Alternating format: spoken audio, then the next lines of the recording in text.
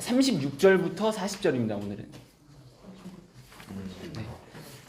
오늘은 제가 책을 너무 대충 쓴 게 아닌가 싶을 정도로 책에 없는 내용을 위주로 좀 할 것 같아요. 오늘 약간 강의 느낌으로 그렇게 하면 될 것 같고요. 36절부터 살펴보겠습니다. 예수께서 말씀하셨다. 아침부터 저녁까지 또 저녁에서 아침까지 무엇을 먹을까 무엇을 입을까 염려하지 말라. 너희는 빗질도 길쌈도 하지 않는 백합보다도 훨씬 낫지 않느냐. 옷감이 없으면 무엇으로 입겠느냐. 누가 너의 키를 크게 하느냐. 바로 그가 너에게 옷감을 줄 것이다. 도마복음 36절은 그 산상수훈 마태복음 6장이죠. 그쪽에 기록되어 있는 본문하고 거의 유사한데요. 그러네요. 네, 첫 번째 구문인 아침부터 저녁까지 또 저녁에서 아침까지가 추가가 돼서 이 부분에 좀 주목을 해보려고 합니다. 먼저 이제 표면적 해석으로 보면 이 말씀을 들었을 때 그러니까 지금 너희의 시간에서 그 우리의 의식주라고 할 수 있는 그런 것에 집중을 하지 말고 하나님께서 내일 도울 것이니 미래를 설계하지 마라. 그러니까 하나님이 이렇게 하면 주실 것이니 알아서 주실 것이니 너희의 인생을 너희가 설계하지 마라라는 느낌으로 읽으실 수 있을 것 같아요. 그런데 지금 아침부터 저녁까지 또 저녁에서 아침까지라는 구문이 왜 중요하냐면 이 부분을 자세히 살펴보면 12시간 더하기 쉽게 얘기를 드리면 12시간 더하기에서 24시간 이 사람의 시간을 얘기한다고 볼 수 있거든요. 근데 왜 이걸 반복했느냐? 그냥 흘러가고 반복되는 시간이라는 거예요. 그러니까 우리가 갖고 있는 이 시간 속에서 그 시간의 한계를 나타내는 표현이고요. 우리가 그러한 속에서 살아가고 있다는 점이죠. 그러면서 이 얘기를 하는 이유는 뭐냐면 이 우리가 갖고 있는 시간의 한계 속에서 바로 예수의 말씀이 퍼지면 안 된다는 겁니다. 그래서 예수의 내일, 창조 시간을 긍정하도록 유도한다는 점에서 이렇게 모순처럼 보이는 아침부터 저녁부터 아침까지에 대한 그 시간 안에 답을 제시하거나 설계를 하지 말라는 의미로 읽을 수가 있을 것 같아요. 그래서 이 마지막에 이 바로 그라는 해석이 굉장히 중요한데요. 이 그가 산상수훈에서는 단도직입적으로 하나님으로 표현이 됐었거든요. 그런데 그렇게 볼 수도 있겠지만 이 바로 그라는 이 주체는 두 가지로 읽어볼 수 있을 것 같아요. 사람의 시간 속에서 생을 꾸리는 나로도 볼 수 있고요. 그리고 예수의 내일을 암시하는 예수 그 자체와 그가 창조해낼 영적자의 나로서 그 두 가지로 볼 수 있을 것 같습니다. 왜 그러냐면 중간에 제가 빠뜨렸지만 길쌈도 빗질도 하지 않는 백합보다도 훨씬 낫느냐가 무슨 의미냐면 우리가 의지를 가지고 생을 꾸려나갈 수 있는 힘이 있다는 거죠. 그래서 우리의 시간 속에서 인생은 그대로 흘러갈 것이고 그렇게 살아가겠지만 그거에 의미를 두는 것이 아니라 너희는 이렇게 답이 나오지 않는 이 시간 속에서 나를 발견하면 안 된다라는 의미도 같이 내포하고 있다고 보시면 될 것 같아요. 그럼 이때 옷감을 줄 것이다는 어떤 것을 실제로 줄 것이다는 예언이 아니라 미래 시간이 아니라 현재 시제의 선포라고 보시면 될 것 같아요. 그러니까 계시록 마지막에 속히 올 것이다. 때가 가까웠다.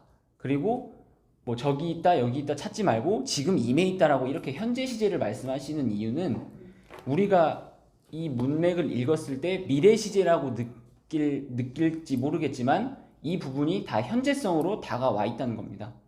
그래서 이 말씀의 핵심은 제가 제목에 적었다시피 예수의 내일인데 우리의 시간에는 없지만 포개어 있는 창조 시간이라고 정의를 내리면 잠정적으로 크게 어렵지 않은 이해가 될 것 같습니다. 네, 이해가 되지 않는 부분이나 말씀하실 거 있으시면 말씀해 주시면 될 것 같습니다.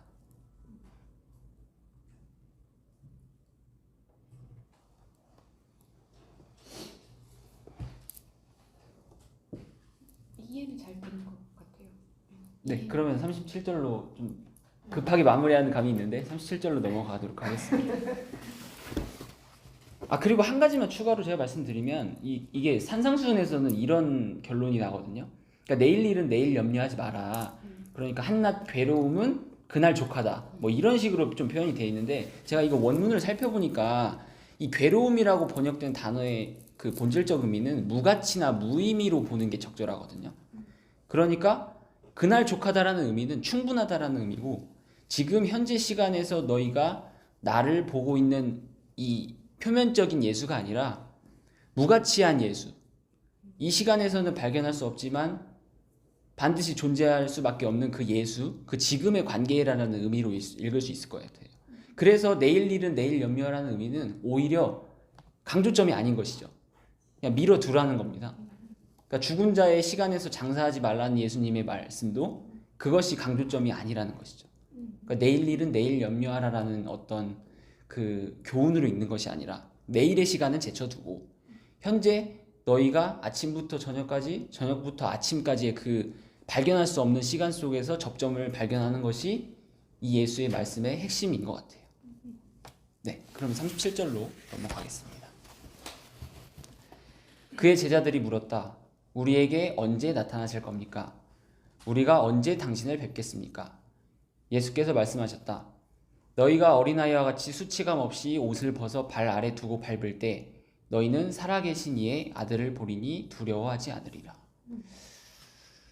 유사한 구절이 있긴 한데 37절은 조금 생소하고 아마 처음 보시는 이 내용일 것 같아요.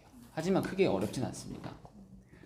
먼저 시간에 대해서 얘기를 하고 있기 때문에 우리의 시간관을 간단히 얘기를 하고 넘어가려고 하는데 철저하게 목적이나 수단에 연루가 돼 있고 욕망으로 이루어진 바람을 담고 있다고 보는 게 우리의 시간관입니다. 그래서 지금 제자들이 나쁜 의도로 물어본 것이 아니라 언제 나타나실 겁니까? 언제 당신을 볼 수 있습니까? 라고 물어보고 있는 것 같아요.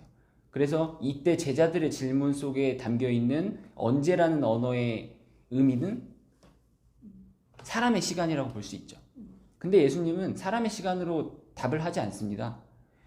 너희가 어린아이와 같이 수치감 없이 옷을 벗어 발 아래 두고 밟을 때, 이 때에 대한 의미가 중요한데요. 이 때를 잘 해석을 하려면 지금 예수님께서 두 가지의 감정을 이끌어내고 계세요. 처음에는 두려움이고요. 두 번째는 수치감입니다.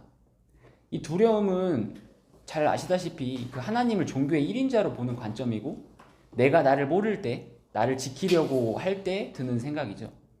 그리고 수치감은 감추고 싶은 욕구라고 볼 수 있을 것 같아요. 그래서 두려움과 수치감은 하나님을 모를 때 나오는 인간의 어떤 행동이라고 얘기를 할 수 있을 것 같고요. 그런데 옷을 입는 행위를 먼저 봐야 될 것 같아요. 왜냐하면 지금 옷을 벗어두라고 하잖아요. 저희가 옷을 입는 행위는 단순히 옷을 입었다라는 게 중요한 것이 아니고 어쩌면 내면 세계를 들여다보지 않으려는 우리의 생각을 엿볼 수 있는 거고요. 그리고 우리 자신이 예수를 내가 생각하는 하나님으로 만들고 덮는 행위이다. 그렇게 이해를 하실 때 이해를 하시면 될 것 같습니다. 그런데 이걸 왜 벗어서 발 아래 두고 밟으라고 하냐? 이때 때가 또 중요한데요. 오늘 목사님 설교에서도 인간의 시간과 하나님의 시간을 설명을 잘 해주셨는데 이 예수님께서 대답하시는 이 때는 어떻게 보면은 수치심과 두려움으로 가득한 나를 죽이고 정복하는 시간으로 볼 수 있을 것 같아요. 그래서 예수 그리스도와 그 그리스도가 죽이고 살릴 창조적 자아에 대한 어떤 탄생을 의미한다고 볼 수 있죠. 그러니까 지금 우리가 미래의 시제로 또 이 제자들 이 얘기를 하고 있는데 과연 예수님께서 답하신 이 때가 미래일까? 그것이 아니고 현재 창조 세계에 대한 어떤 탄생의 시간을 의미를 하고 있다고 보는 것이 좀 적절할 것 같습니다. 그래서 제가 책의 마지막에 좀 약간 협박 아닌 협박의 구절을 좀 인용을 했는데 예수님께서 그런 말을 하셨죠.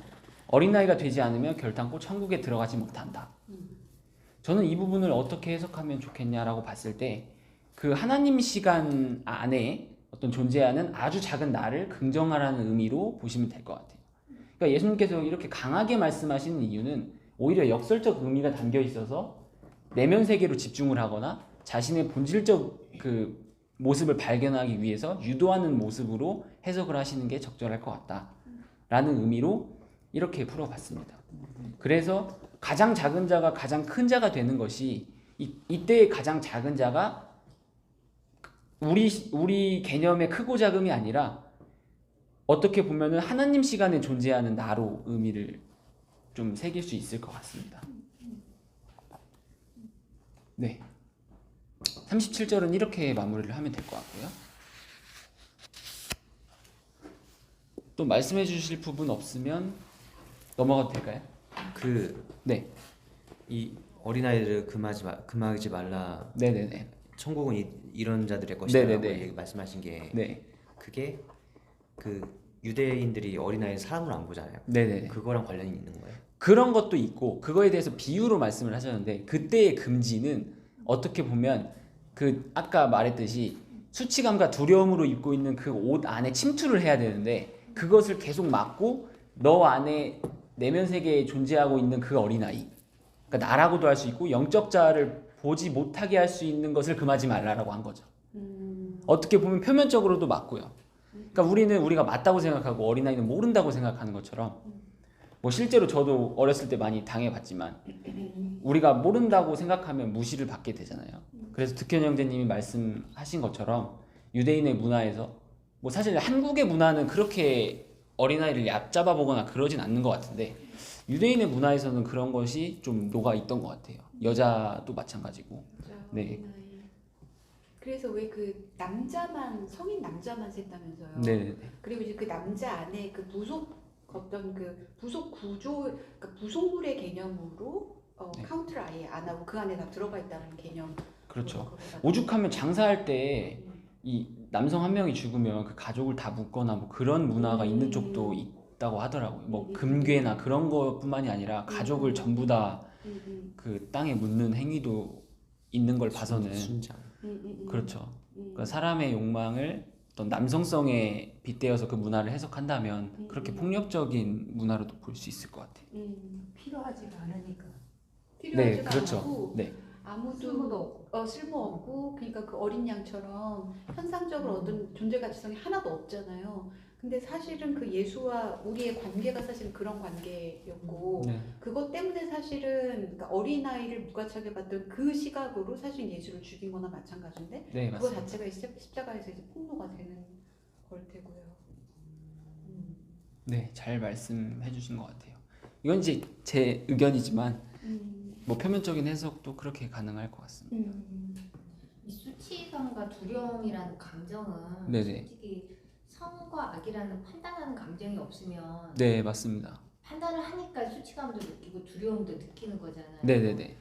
근데 그때라는 게 영적인 때지 저는 혼적으로는 요새 계속 드는 생각이 그게 뭐만 보면 판단을 하고 있어요. 누구만 보면 판단을 하고 있고 무슨 현상을 봐도 판단을 계속 하고 있는 거예요. 네네. 이 판단으로부터 네. 한쪽으로 벗어날 수는 없겠다라는 그런 생각이 들더라고요. 영적으로 내 안에서 이게 일어나고 있는지는 모르겠는데 이 수치감과 두려움을 혼적인 세상에서는 이거를 눈을 뭐 감고 있는다고 해도 판단을 할 수밖에 없지 않나 하는 그런 느낌을 좀 받았어요. 맞아요. 저도 저 부분에 대해서 굉장히 공감을 하는 게 그 나름 좀 빨리 이 성경을 접했고 그 자신감이 워낙 강한 성격이다 보니까 저도 말씀하신 것처럼 남을 판단하는 그런 적이 많았던 것 같아요. 뭐 지금도 없다고 하면 거짓말이고요. 이제 저러한 부분이 저는 그렇게 이해해 주시면 좋겠다고 생각이 드는 게 어떻게 보면은 내가 갖고 있는 그 지평의 세계가 넓어졌기 때문에 많이 보이는 걸 수도 있거든요. 하지만 그 보이는 게 이제는 외면을 향하는 게 아니라 자신의 내면을 향하는 그런 모습으로 좀 변화할 수 있지 않을까라는 생각도 들어요. 그러니까 그것을 인정할 때. 그러니까 이게 삶을 살아가면서 저도 마찬가지입니다. 저도 교회에서 보는 이 모습과 회사에서의 모습, 또 가족에서의 모습이 너무나 다른 걸 많이 느끼거든요. 근데 그때 죄책감을 느끼는 것이 아니고 내가 어쩔 수 없이 아까 그 백합 얘기도 있었지만 단도직입적으로 이 동화복음은 아니지만 이 사복음서에서는 그렇게 얘기를 하거든요. 그걸 모르지 않는다. 하나님이 모르지 않는다. 그냥 그 의미가 네가 부족한 걸 모르지 않는다가 아니라 하나님도 네가 시간의 굴레 속에서 힘든 걸 분명히 안다. 그리고 그렇게 살아갈 수밖에 없는 것을 안다라는 의미도 같이 포함이 돼 있는 것 같아요. 오히려 저는 저렇게 집사님처럼 그 부분을 느끼시는 게 그 타인에 대한 판단이 본인한테 좀 소급이 되는 과정으로 좀 이해를 해볼 수 있을 것 같거든요. 근데 다만 그게 시간이 지날수록 저는 말씀의 효과라고 하면 그것이 점차 좀 줄어드는 게 좀 느껴지시지는 않을까. 근데 그 반대인 거예요. 예전에는 판단이 너무 자연스러운 거예요. 내 자체인 거예요. 그래서 생각 없이 했는데 요새는 이렇게 말씀을 듣다 보니까 계속 내가 나를 관찰하게 되더라고요. 근데 얘가 계속 판단을 하고 있는 거예요. 보는 것마다 판단하네. 보는 사람마다 판단하는데 얘가 내가 이렇게 분리가 돼가지고 얘가 보이는 그렇죠. 기괴한 현상이 일어나더라고요. 사실은 그렇기 때문에 저도 그렇거든요. 아마 많은 분들이 공감하실 것 같은데 그렇기 때문에 저는 글쓰기를 추천하는 이유가 그거 같아요. 왜냐하면 글도 쓰고 계시지만 글을 쓰다 보면은 이 남의 얘기를 한다는 게 쉽지가 않거든요. 이게 본인의 거울을 좀 들여다본다는 느낌으로 글을 쓰는 것 같아서 저는 오히려 혼자 있는 시간과 어떻게 보면 그 글 쓰는 시간 그리고 사색하는 시간들이 중요한 이유가 좀 있지 않을까라는 생각도 듭니다. 네, 정말 저거는 아마 저 죽을 때까지 숙제일 것 같아요. 저도 마찬가지로. 왜냐하면 이 세상의 원리가 아는 만큼 보이고 또 내가 나랑 다른 것들이 또 많이 보이고 하다 보니까 좀 그렇게 되지 않을까. 네. 맞아. 과정인 것 같아요. 네네. 하지만 이제 죄책감의 영역은 아닐 것 같다라는 게 이제 잠정적인 결론인 것이고. 그럼 되지 뭐. 네네네. 죄책감은 또 안 느껴. 네네네. 아무튼 잘 말씀을 해주신 것 같고요. 이제 38절로 그러면 좀 넘어가겠습니다. 예수께서 말씀하셨다. 너희는 내가 너희에게 말하는 이 말들을 듣고자 하였다. 그러나 너희는 다른 누구에게서도 이런 말을 들을 수 없었으리라. 너희가 나를 찾으나 발견하지 못할 날들이 올 것이다. 제가 동화복음을 책으로 엮게 된 이유가 바로 이런 어떤 동화복음의 직설적인 화법이나 특징이 많이 드러나 있는 부분에서 좀 신선한 충격을 받았기 때문에 그렇고요. 개인적인 사담을 하자면 저도 나름대로 이 복음서를 많이 보고 했겠지만 책을 낸다면 누가복음이나 요한복음에 대해서 좀 쓰고 싶지 누가 이 도마복음에 대해서 관심도 갖지 않는 어떻게 보면은 정말 비주류인 책을 쓰고 싶지는 않았거든요. 옛날의 생각으로는. 근데 제가 이걸 쓰게 된 이유는 정말 그냥 매력을 느꼈던 것 같아요. 그러니까 다른 말을 한다는 의미가 아니라 이렇게 솔직하게 표현도 할 수 있구나라는 생각 때문에 그랬던 것 같습니다. 아마 마지막 문장에서 좀 그렇게 느끼실 수 있을 것 같아요. 너희가 나를 찾으나 발견하지 못할 날들이 올 것이다. 사실 저희가 복음을 보는 관점과 굉장히 비슷한 예수님의 발언 같아요. 먼저 좀 차근차근히 가겠습니다. 첫 번째 문장은 너희는 내가 너희에게 말하는 이 말들을 듣고자 하였다. 이때 이 말은 예수님의 말씀이 아니라 우리가 듣고 싶어하는 사람의 말, 방법적인 말, 수단으로서의 말로 보는 게 적절할 것 같아요. 그 다음에 반대구문이 나오기 때문에 그렇습니다. 우리는 그런 말들을 듣고 싶죠. 예수님 듣고 싶고 그렇게 들을 수밖에 없고요. 그런데 두 번째 이어진 문장에서 그러나 너희는 다른 누구에게서도 이런 말을 들을 수 없었으리라. 제가 사실 예수님을 믿어야만 꼭 신을 알 수 있는 것이냐 그런 질문을 굉장히 많이 받았는데 여기 보시면 다른 누구에게서도라는 표현에서 이 다른 누구는 어떤 비교 대상이 있어서 이 얘기를 하는 것이 아니라요 존재의 유일성을 강조한다고 보시면 될 것 같아요.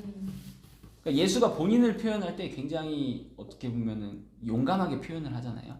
그게 우뚝 선 어떤 고차원적인 존재로 본인을 설명을 하는 것이 아니라 본인한테는 본인만 있는 거죠. 그러니까 하나님한테는 하나님 자신이 어떻게 보면 고유성을 갖고 있는 것이고 이때 그 다른 누구는 그래서 존재의 유일성을 강조한다고 이해를 하시면 될 것 같고 이어지는 이런 말은 어떻게 보면 이 전자의 말은 사람의 말이었지만 두 번째 얘기한 이 예수가 선포하는 이런 말은 사람의 말은 아닌 것 같습니다. 우리에게 있어서는 당연히 수단과 방법적인 말로 들리지만 예수님의 말을 이해하기는 굉장히 어렵잖아요. 수단과 방법으로 보고 있는 이 눈에서는. 그래서 우리에게는 이 후자의 이런 말은 알아들을 수 없는 말임과 동시에 반드시 들어야만 하는 말씀을 이야기하고 있는 것 같습니다. 그럼 질문이 나올 수밖에 없죠. 그 말이 뭔데요? 여전히 우리는 첫 번째 이 말, 무엇입니까? 라는 이 질문 안에서 이 말이 어떤 의미를 갖고 있고 나에게 무슨 필요성을 줍니까? 라는 그런 질문으로 나올 수밖에 없을 것 같아요. 근데 정말 은혜인 점은 마지막 문장입니다. 너희가 나를 찾으나 발견하지 못할 날들이 올 것이다. 이게 뭐냐면 조롱하는 것이 아니에요. 네가 나를 계속 찾을 것 같은데 너 못 찾아, 이렇게 해서 조롱의 말이 아니라 방법으로 찾는 것이 아니다라는 걸 얘기를 하면서 두 번째 맞아요. 중요한 것은 드러나는 것이란 겁니다. 그러니까 너희가 지금 발견하지 못한다는 현실을 자각하는 것이 왜 발견인지에 대해서 명확히 하고 있는 거예요. 굉장히 모호하죠. 사실은 모호한데 아마 그 마지막 지점들을 다들 이해를 해주실 수 있을 것 같아요. 그래서 이 이유는 이 발견하지 못할 날을 컴팩트 있게 정의를 해보면 지금 말하고 있는 예수를 발견하는 날이고 이것이 천국이고 하나님의 날이라고 이야기를 할 수 있을 것 같습니다. 네. 그래서 우리가 하나님의 말을 이해했다, 뭐 이해하지 못했다 이렇게 판단하는 것도 사실 어렵거든요.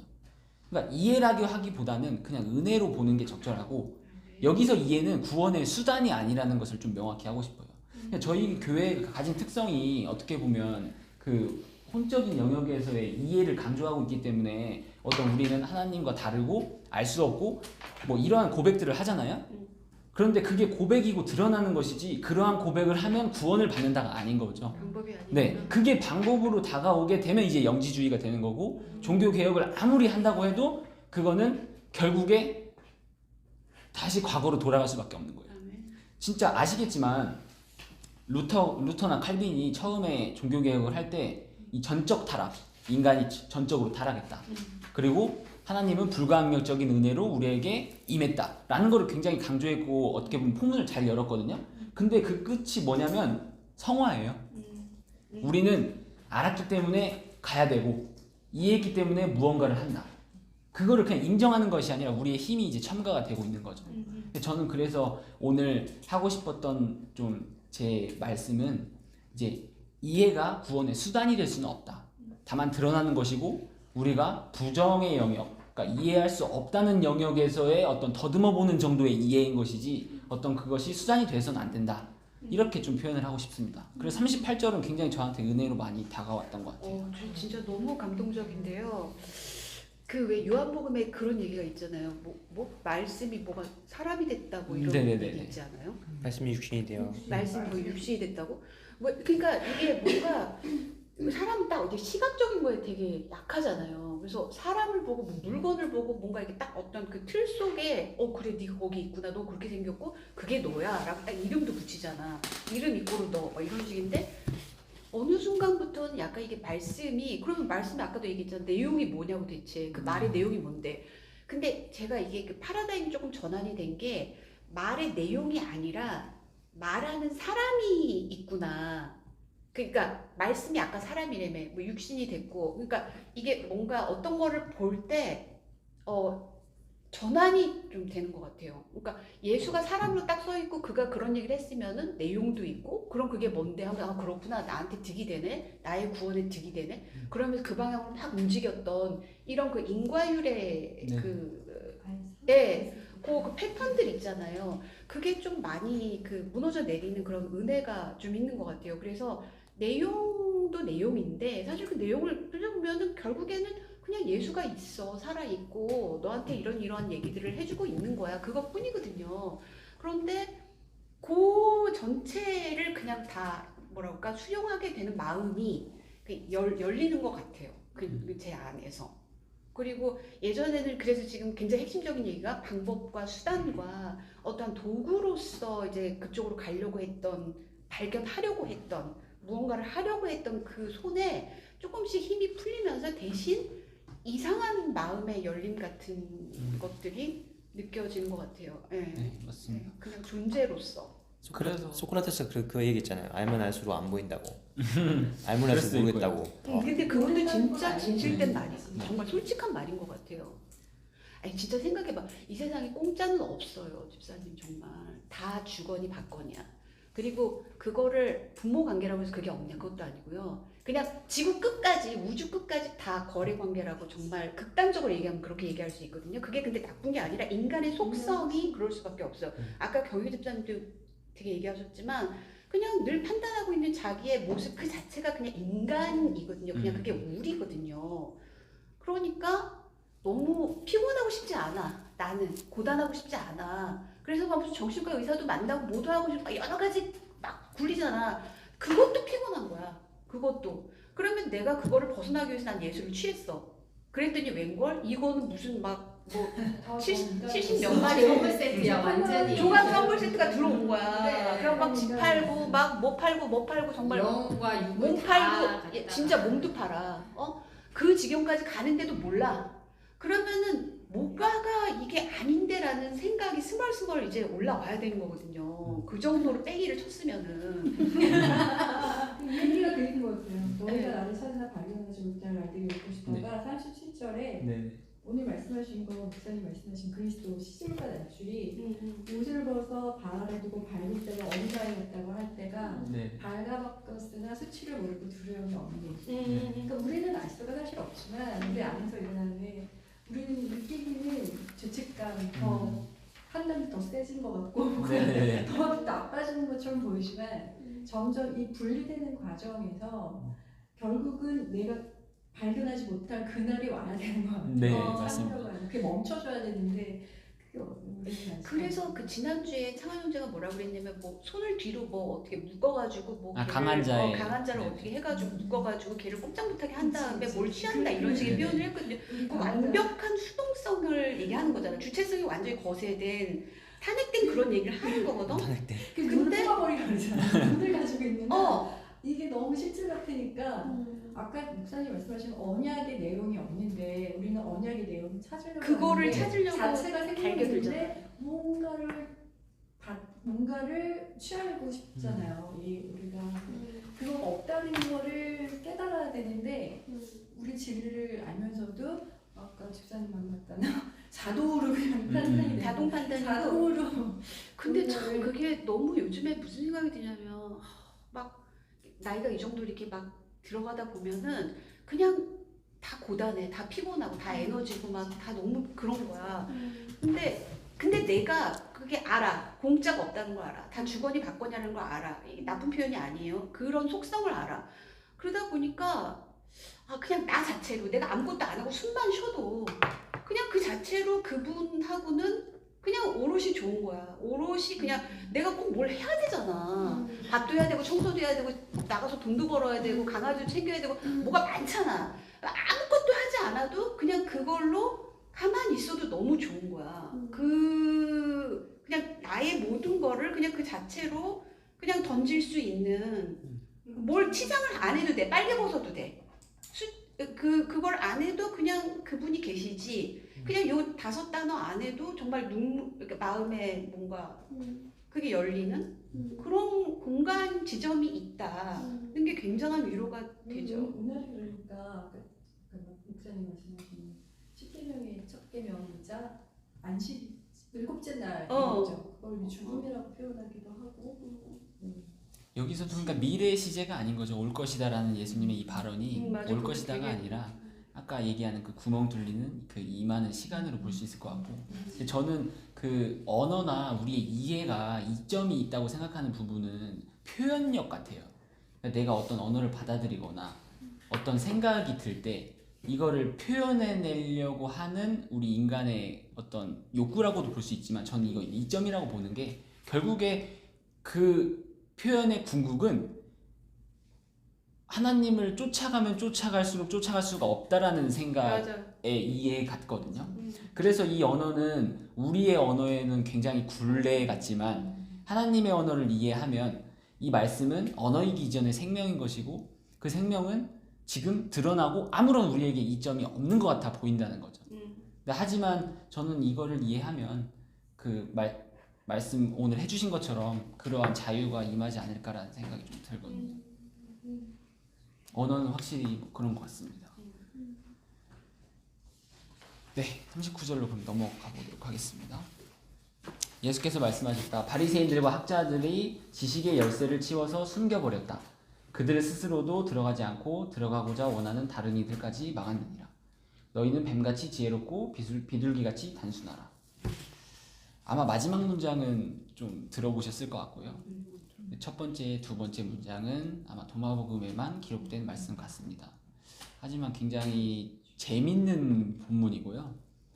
그 오늘 계속 이 도마복음의 특징상 말씀이나 지식, 이해 이런 것들이 좀 나오는 것 같아요. 오늘 많이.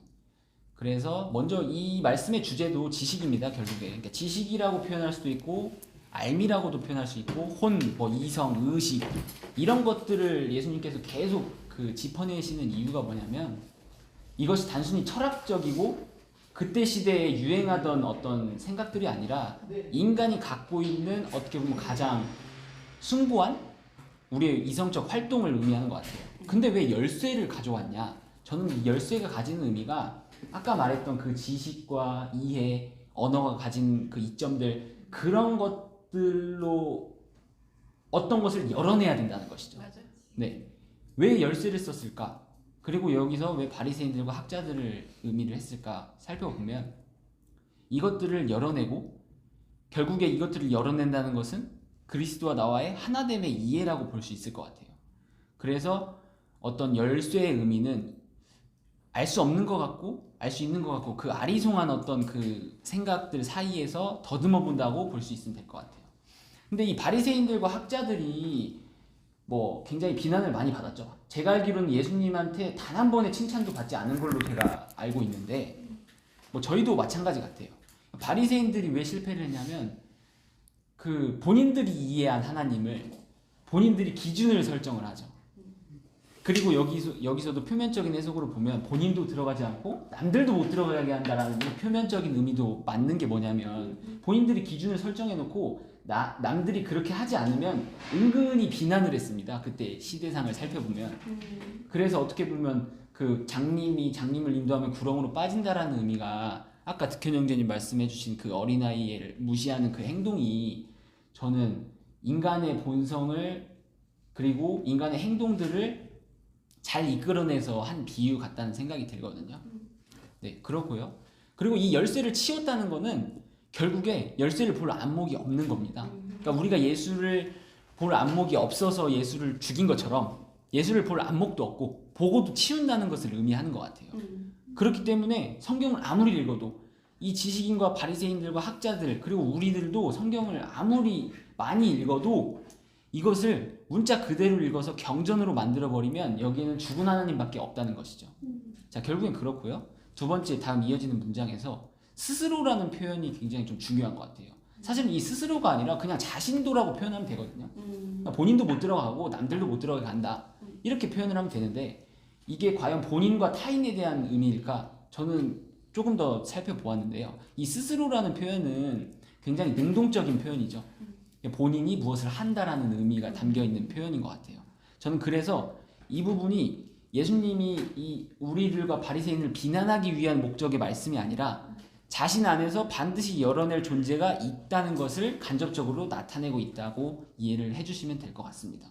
그러니까 스스로 무언가를 들어가야 된다는 것이고 스스로 무언가를 열어내야 된다는 것이죠. 근데 그 열어낸다는 것의 궁극이 뭐냐면 이 지식, 말은 지식이라고 했지만 열쇠가 붙는 순간 지식으로 이룰 수 없다는 사실에 대한 어떤 자각이 이런 궁극적 지점인 것 같아요. 그래서 이 다음에 이어지는 이 다른 이들은 이제 타인이 아니라 아직 발견하지 못한 나로 보는 것이 적절할 것 같습니다. 그러니까 애초에 우리의 능동적 그리고 예수님의 말씀이 우리 안에 퍼지지가 않으면 그것이 발전을 하지 못한다는 것이죠. 근데 바리새인들과 학자들이 그렇게 생각할까요? 그렇지 않죠. 지식을 쌓고 쌓으면 바벨탑을 쌓으면 하늘에 닿을 수 있다는 생각으로 지금 예수님의 말씀을 해석하고 있잖아요. 네. 그리고 마지막에 문장이 굉장히 아리송한데요. 너희는 뱀같이 지혜롭고 비둘기같이 단순하라. 이 부분에 대한 해석이 굉장히 많이 갈리는데 저 나름대로 이제 해석을 해본 거는 이제 땅과 하늘의 만남 같습니다. 사실은 굉장히 애매한데 저는 그렇게 표현을 해보았고요. 그리고 책에도 제가 표현을 했지만 저는 이렇게 봤습니다. 뱀의 지혜를 이제 땅에서 치열하게 찾으나 찾지 못한다라는 의미로 봤고요. 이제 그래서 이제 바리새인들과 학자들이 굉장히 이 말씀을 이 지식을 가지고 생각을 가지고 계속해서 이제 풀어낸 과정들을 어떻게 보면 뱀의 지혜로 본 것 같고요.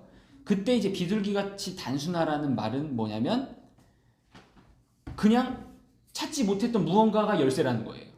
찾지 못했던 무언가가 지금 내가 갖고 있는 지식의 한계라는 점이죠. 그러니까 우리의 욕망이 훨훨 날아가는 시간이기도 하고 결국에 이 비둘기는 땅과 하늘의 만남이 되는 것이죠. 네, 저는 이렇게 볼 수 있을 것 같습니다. 그러니까 여기서 결국에는 얘기하고 싶은 거는 열쇠가 정답이 아니라 우리의 지식 안에 하나님이 담길 수 없음을 이해할 수 있는 도구로서 지금 제시를 하고 있는 것이고 이때의 비둘기는 이제 열쇠를 찾는 존재가 아닌 것이죠. 그러니까 저는 복음을 이렇게 보면 좋을 것 같아요. 그냥 문이 없는 방이다. 우리는 문이 있고 이걸 열쇠를 열어서 방을 들어가야 되는데 문이 없는 방 같다. 어떻게 보면 경계가 허물어지는 것이죠. 저는 그렇게 이해해보면 적절할 것 같습니다. 그래서 땅과 하늘의 만남을 저는 이제 뱀의 지혜와 비둘기의 단순함으로 이해를 해볼 수 있을 것 같다. 네, 이렇게 일관되게 좀 해석을 해보았습니다. 근데 여기 39절에 네. 지식의 열쇠 네. 이게 그 열쇠요 자물쇠요 원래 단어가? 이거에 대한 원문은 전 열쇠로 네네 열쇠로 그러니까 알고 있거든요. 베드로한테 천국 열쇠 준 그 구절이잖아요. 네네. 그 클레이스가 그 여성 명사라서 자물쇠더라고요. 아 닫는 거요? 네. 그래 무슨 그때 그런 얘기 했었는데 안에서 잠겼다 뭐 이런 식으로 표현했던 그러니까 것 같은데. 천국 열쇠가 아니라 자물쇠를 줬다라고 얘기하는 거나 마찬가지인데. 숨겼다고 비유가 비슷할 것 네, 같아요. 그래서 여기 책 세 번째 표현 보면은 지식의 열쇠를 치워서 숨겼다라는 예수의 말씀은 우리를 포함한 그들의 마음 상태가 다시는 풀지 못하게 된, 다시는 매지 못하게 된 것. 닫힌 상태를 네. 의미하는 그러니까 거예요. 풀지도 못하고 매지도 못하는 상태라는 것이죠. 이걸 치워서 버렸다라는 거는 아무런 정답이. 네. 그러니까 풀려고 할 필요가 없는 거를 네네. 수수께끼를 자꾸 풀려고 하는 것처럼 네. 비유 설교 때문에 거기서 막 제자들이 모르겠다고 하니까 비유로 말씀하시냐고 하는 것처럼 뭐가 있을 것 같은 느낌인데 사실은 네. 없는 말씀을 지식세가 풀지 있는데 말라는 뜻인데요. 그렇죠. 우리 의도는 자꾸 하고 싶은 거에 대해서 그게 이해를 못하는 고든배를 하면 안 되는 건가? 열쇠를 자꾸 풀려고 하는 우리의 의도 네. 우리의 경향성에 대해서 이게 아니다라고 해서 장가버렸다고 하시고 숨겨버렸다고 하시고 네. 그리고 맞나요? 이제 네네 오집사님 지금 좀 중요한 말씀해 주셨는데 지식으로 발견할 수 없다는 것은 1차적인 고백은 맞는데요. 그 지식을 통해서 없다는 사실이 그러면 우리는 그럼 아무것도 아니야? 그냥 우리는 없다는 사실만 자각하면 돼? 이 수단이 아니고요. 그러한 사실이 죽음이 부활이 되는 것처럼 다시 긍정적인 영향을 우리한테 미친다는 거죠. 그러니까 우리는 우리의 시간과 혼을 다해서 말씀을 묵상해야 되고 물음을 가져야 되고 그 물음 속에 피어나는 어떠한 그 아까 말씀해 주셨죠. 스멀스멀 올라오는 그 기운? 그 기운들을 느껴야 된다는 것이죠. 네. 저는 그 부분에서 그 약간 뭐라 해야 되나 오히려 저는 오히려 세상에서 이렇게 체계를 세워가지고 어떤 대학 학과를 만들면서 더 이렇게 맹점을 만든 것 같다는 생각이 최근에 들더라고요. 그게 현장에 가면 아무 쓸모도 없고 오히려 이렇게 이게 나뉘어져가지고 소통이 안 돼요. 그래서 오히려 이렇게 학자들이 맹점을 만들어가지고 거기에 이렇게 뭐라 해야 되나 매몰되게 만듦으로써 본질을 못 보게 만드는 거 전체를 못 보게 아닌가. 하는 맞아요. 그거 진짜 그런 거 같아요. 저는 이걸 좀 동감하는 게 몸이 있잖아요. 한의학하고 양의학하고 틀린 게 한 몸 통을 보는데 이게 미국의 이제 그 양의는 안과, 눈, 코 따로따로 보기 때문에 병을 더 늘려놨다 그러더라고요. 사실 어떤 것 때문에 그렇게 진단이 났다는 건데 눈만 막 보는 거야. 뭐 때문에 여기 어디가 나빠서 눈이 나타났는데 그래서 병이 더 늘어나고 약을 더 많이 먹게 돼서 과잉 처방을 되게 많이 하게 된다는 것처럼 지금 전체를 보고 왜 눈이 아픈지를 봐야 되는데 눈만 계속 보는 게 맞는 거. 모든 분야가 그런 거 같아요. 저만 얘기하지 않고 이렇게 주변에서 얘기를 해주시니까 더 재밌고 시간은 길어지지만 더 풍성해지는 것 같아서 정말 저는 사실 이거 좀 부담스럽긴 한데 이런 걸 하는 게 제가 말하면서도 어떤 은혜가 되고 들으면서도 은혜가 되는 그런 지점이 있는 것 같아요. 사실 저는 굉장히 독고다이 성향이 강하고 저 혼자만 만족하면 된다는 생각이 굉장히 강한 사람인데 좀 많이 이렇게 바뀌어가는 모습도 좀 느낄 수 있어서 이건 제 이제 고백 같은 거고요. 그래서 이렇게 둘셋이 모여서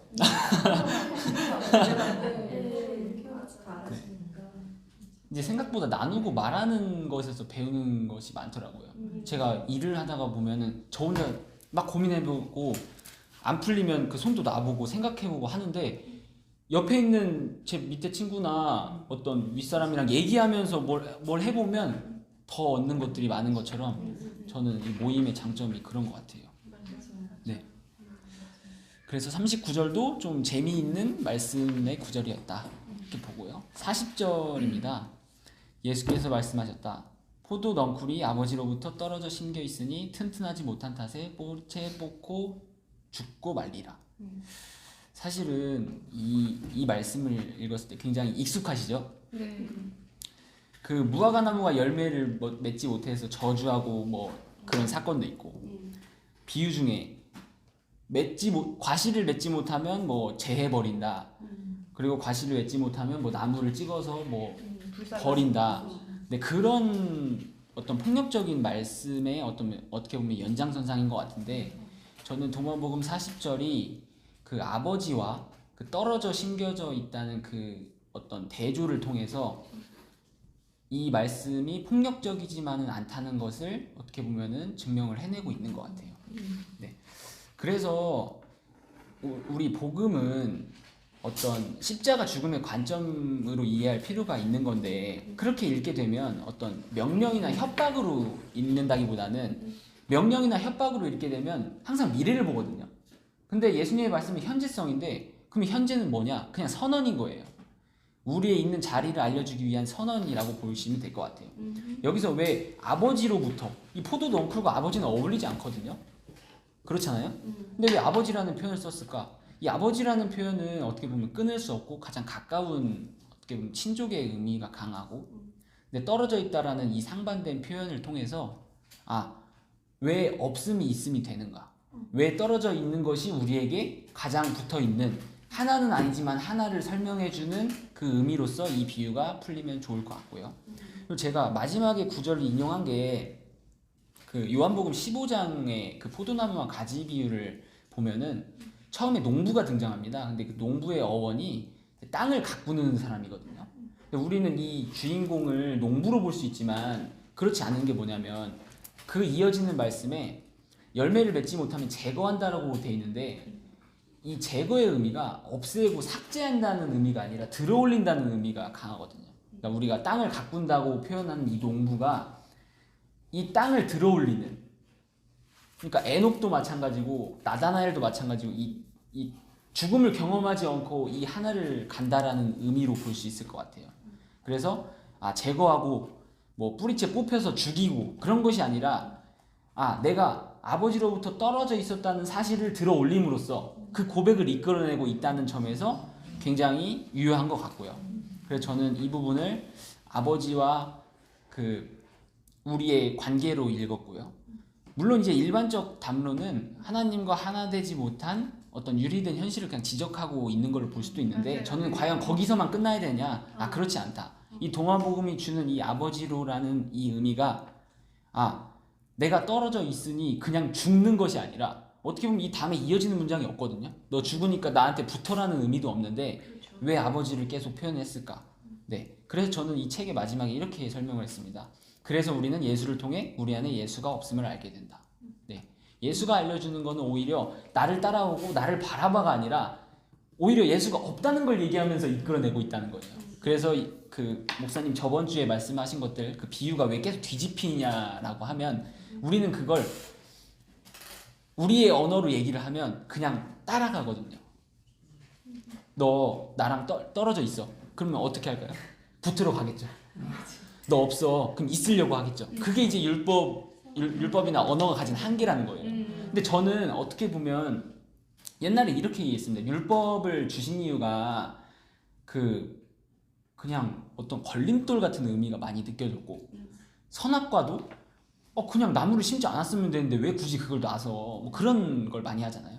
근데 저는 요즘에는 좀 이해를 하고 있는 게 그 다르다라는 의미가 좀 이해가 안 됐었는데 요즘에 그 다름은 정말 어떤 신이고 피조물이고 그게 아니라 어떻게 보면 그냥 속성이 다른 거고 속성이 다르게 창조를 했다라는 의미로 읽을 수도 있거든요. 그러니까 예를 들어서 나를 바라보지 못하게 만들었어가 아니라 내가 하나님과 하나 되고 나서 보니 내가 하나님과 다르구나라는 어떤 의미로 역설적으로 읽으시면 좀 되지 않을까. 네, 그렇게 이해를 해보면 될 것 같습니다. 네, 오늘은 좀 길어졌고 좀 생소해서 제가 강의 형식으로 이렇게 좀 설명을 드렸는데 좀 반성이 많이 돼요. 항상 책을 내면은 잘 썼다라고 생각하는 구절도 있고 이번 36절에서 40절은 제가 공부를 하면서 굉장히 많이 반성을 했고 한 몇 시간 동안 공부를 했던 것 같아요. 근데 나름 이 책에 없는 내용으로 제가 오늘 풍성하게 좀 설명을 드린 것 같아서 네, 그렇게 이해해 주시면 될 것 같고 나중에 좀 의문이나 그런 것들이 있으시면 천천히 저랑 나눠 주시면 될 것 같고 다음 주는 또 송구한 얘기가 41절인데 41절 제가 유일하게 한두 페이지가 아니라 5페이지거든요. 41절은 이 부분은 그 달란트 비유나 문화 비유를 같이 봐야 되기 때문에 뭐 제가 이런 말씀 드렸다고 해서 참석을 좀 안 하실까봐 좀 걱정이 되긴 하지만 다음 주는 더 재밌는 내용이고 네, 또 다다음 주는 더 재밌는 내용이라서 아마 저는 이제 목사님의 의견이 60절까지 하자고 했기 때문에 아마 이번에도 그냥 6주 코스로 하고 다음번에 이제 또 책 내시는 분이 있으면 뭐 그거 가지고 나누고 뭐 그렇게 하면 될 것 같거든요. 마음 같아서는 이걸 빨리 끝내고 싶은데요. 언제든지 궁금하시면 저한테 전화 주시면은 네 나눌 수 있으니까요. 네, 그렇게 해보도록 하겠습니다. 네. 아 넝쿨은 그냥 큰 의미는 없어요. 그러니까 이게 말씀을 읽을 때 저도 무조건 원어로 보는 것이 아니라 이게 왜 이렇게 후회한다고 말씀을 드렸지만 이게 약간 농담인 게 뭐냐면 이 말씀을 읽을 때 어떤 뉘앙스나 분위기로 읽어야 되는 그 말씀들이 있고 이 원어의 의미를 이해해야만 좀 풀리는 것들이 있다고 보는데 저는 그래서 아까 일반적인 담론을 말씀드린 거예요. 이 예수님께서 말하고자 하는 이 뉘앙스가 뭐냐면 넝쿨은 결국에 열매보다는 그 가지나 곁까지 이렇게 길게 뻗어 있는 뭐 그런 걸로 포도넝쿨하고 포도하고 포도넝쿨을 네네. 차이를 두는 거가 너무 좋아서 이게 아, 맞잖아요. 네네. 네. 그게 어떻게 보면 핵심인데 저는 여기서 잘 지적해 주셨지만 포도와 넝쿨을 이렇게 이해를 했잖아요. 근데 사실은 저희가 넝쿨을 이해하는 것이 이거의 핵심이지 이걸 통해서 포도를 보는 게 아니에요, 사실은. 네, 이게 왜 그러냐면 이게 좀 길어지지만 어쨌든 열매, 자 넝쿨 하면 열매가 아닌 것, 포도는 열매 이렇게 생각하잖아요. 그게 아니라 넝쿨 열매가 아니고 아버지로부터 떨어져 심겨 있었다는 사실이 열매인 것이지 이거를 포도로 볼 수는 없다라는 의미가 더 강한 것 같아요. 이쪽에서는. 이렇게 엉클어져 있는 거 가지가 그러니까 이거는 그냥 특성이에요. 그러니까 이거 말고 호박 넝쿨도 있고 어떤 그렇게 열매 맺는 것이 이렇게 뭐지 이렇게 가지 이게 이렇게 옆으로 네, 뻗어 나가면서 자라는 것들이 다 넝쿨이야. 그렇죠. 네. 그러니까 이게 부정적으로 보는 견해는 뭐 그렇게 볼 수도 있거든요. 부정적? 네, 그렇게 보는 견해는 우리가 곁가지라는 거예요. 그러니까 항상 이해하실 때 한 길이 있고 옆에 길이 있고 비유도 그렇잖아요. 곁가지에 있는 길을 얘기할 때 이렇게 넝쿨이라고 표현하는 경우가 있더라고요. 다만 또 넝쿨이 아버지로부터 떨어져 있다는 걸. 그렇죠. 연결해주는 그 작업. 나의 그 네네. 본적인 오만 잡생각. 그렇죠. 그러니까 잡생각일 수도 있고 아까 말씀하신 것처럼 아버지를 이어주는 매개체일 수도 있는 거고요. 네. 항상 양면성으로 보는 게 좀 적절할 것 같습니다. 근데 원어의 의미는 크게 이 부분은 없는 것 같고요. 네, 그거를 발견을 해야 이어지는 거예요. 예, 맞습니다. 결국에 우리는 사다리를 올려서 하늘로 가는 것이 아니라 하늘을 이해하니까 오히려 올라가지 않으려고 하는 것처럼 네, 그렇게 보시는 게 적절할 것 같아요. 근데 오늘 시간이 좀 많이 돼서 50분을 했네요. 그럼 이렇게 마치도록 하겠습니다. 감사합니다.